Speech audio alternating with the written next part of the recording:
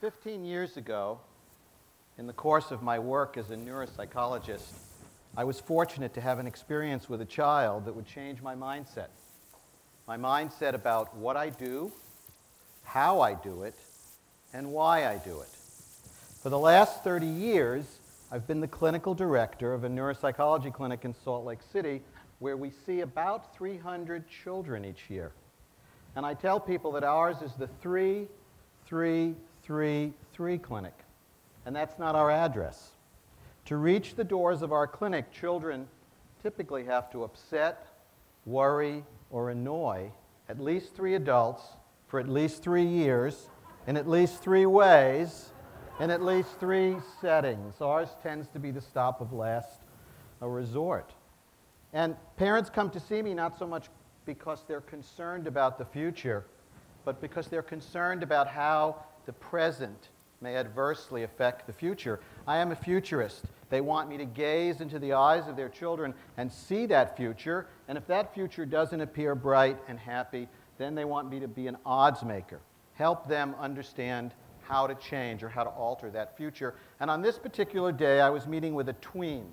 We're all familiar with that term, a child who's old enough to think they know everything, but not necessarily old enough to be responsible for anything that they think they know. And I asked this boy what it would take for him to have a good day. And without hesitation, he responded, "Dr. Sam, a good day is when bad things don't happen." And I asked him to explain.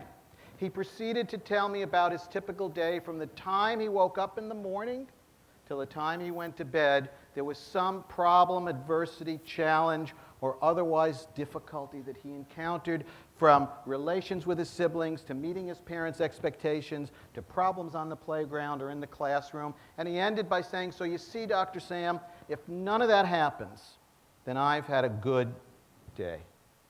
I asked him if he never got out of bed, would that be a good day? And he answered, "Oh no, my mother would never let me do that."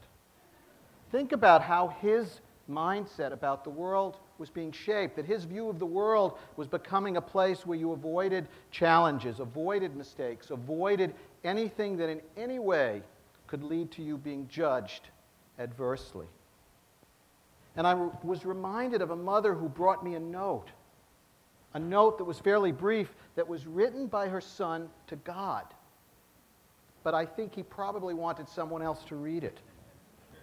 And it was very short. It said, "Dear God, can you help me be better in school?" His mother was distressed because she realized he wasn't asking to do better. He was questioning his worth as a person.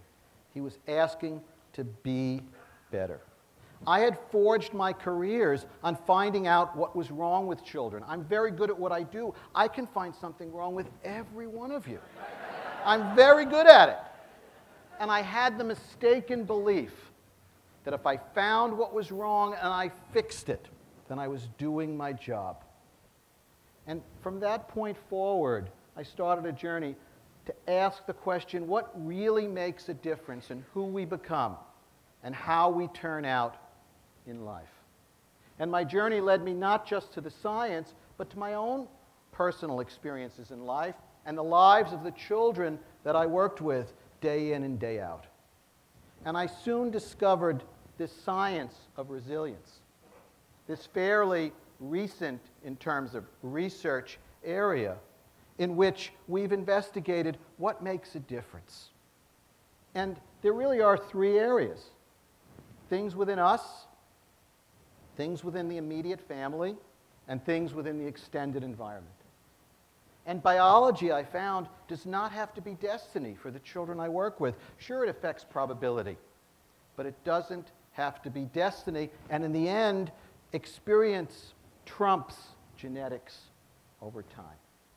And the day in and day out experiences that children have, in particular with caregivers, with parents and educators, has clearly been found to be a very powerful force in shaping their lives. But how?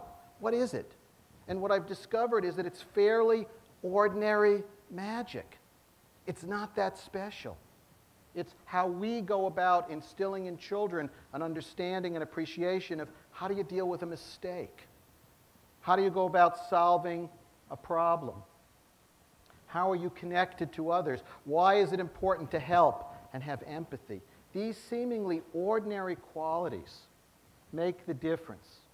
And in my research, I shifted away from studying those with problems to find out what could I do to fix their problems, to studying those with problems who found a path into adult life, a path that was happy and successful and functional.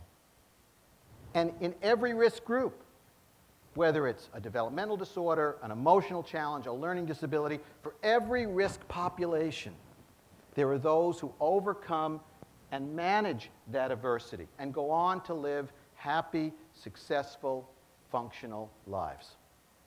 And the amazing nature of this phenomena is that there's a unitary set of these qualities in how we come to think, in how we feel, in how we interact with others.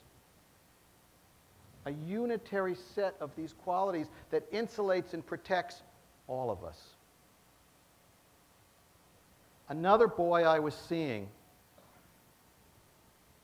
in the course of our discussion, I asked him if he could be anyone for a day, who he would choose to be.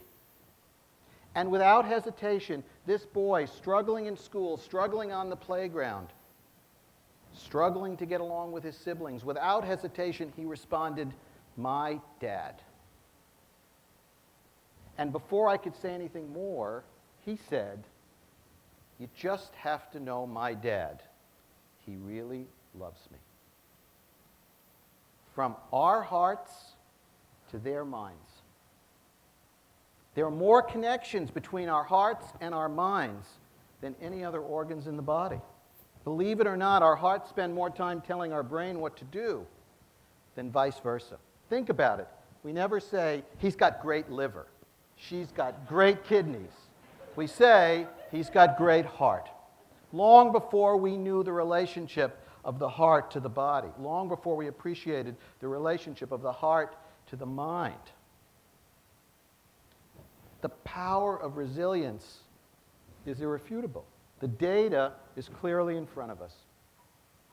If we are to prepare children for careers that we have yet to imagine, for jobs that have yet to be defined, for a future that few of us can appreciate, we're going to have to do some things differently than what we've done thus far.